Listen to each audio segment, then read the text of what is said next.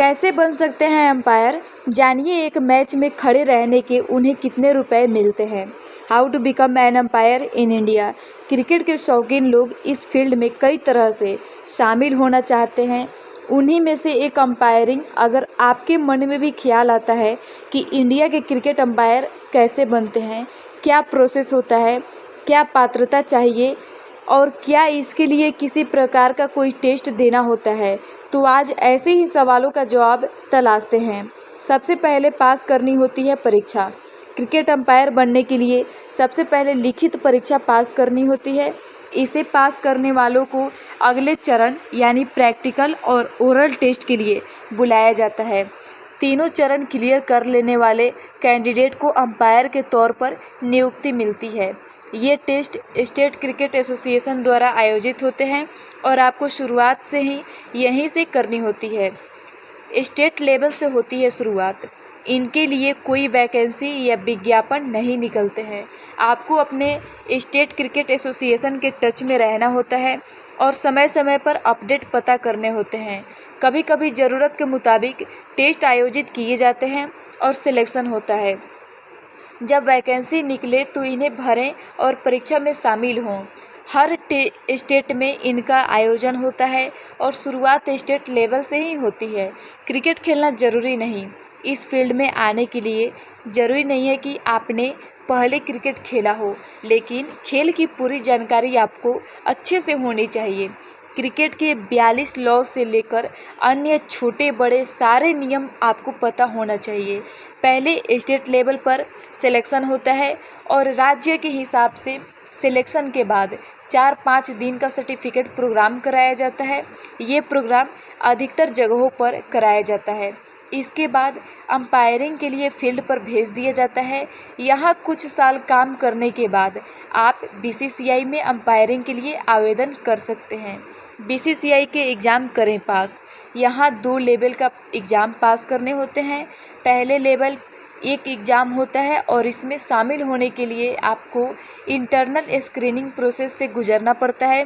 कुछ मानकों पर खड़ा उतरने के बाद ही आप लेवल 1 एग्ज़ाम दे सकते हैं। इसके बाद अंपायर सर्टिफिकेशन प्रोग्राम यानी राज्य लेवल पर कराया जाता है। जैसे ही प्रोग्राम लेवल 1 के लिए कराया जाता है, जो आपको पूरा करना होता है। इसके करने के बाद थ्योरी एग्ज़ाम देना होता है और उसे पास भी करना होता है। इसे पूरा करने के बाद 1 साल का बीसीसीआई का रिफ्रेशर कोर्स करना होता है।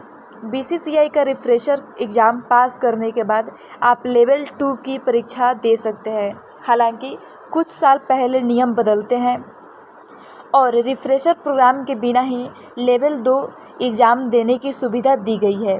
पहला लेवल पास करने से आप दूसरे लेवल पे जाने के लिए पात्र हो जाते हैं और दोनों लेवल पार करने के बाद बीसीसीआई अंपायर के तौर पर नियुक्त किए जाते हैं।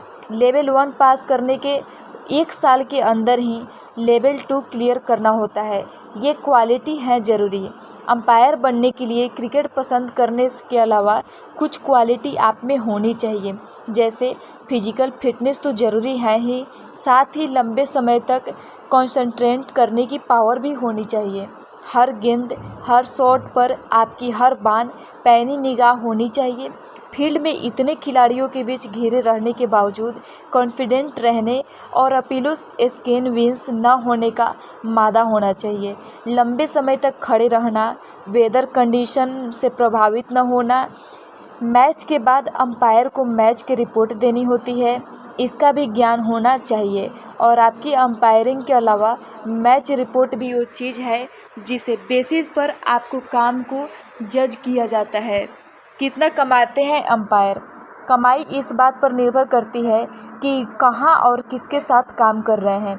उदाहरण के तौर पर बताएं तो आईपीएल के सीज़न में अंपायर 40 लाख रुपए तक कमा सकते हैं।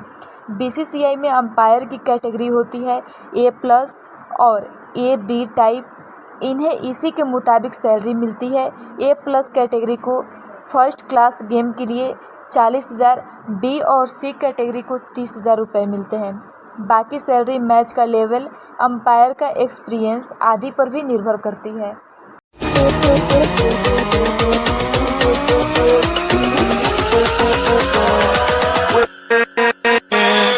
with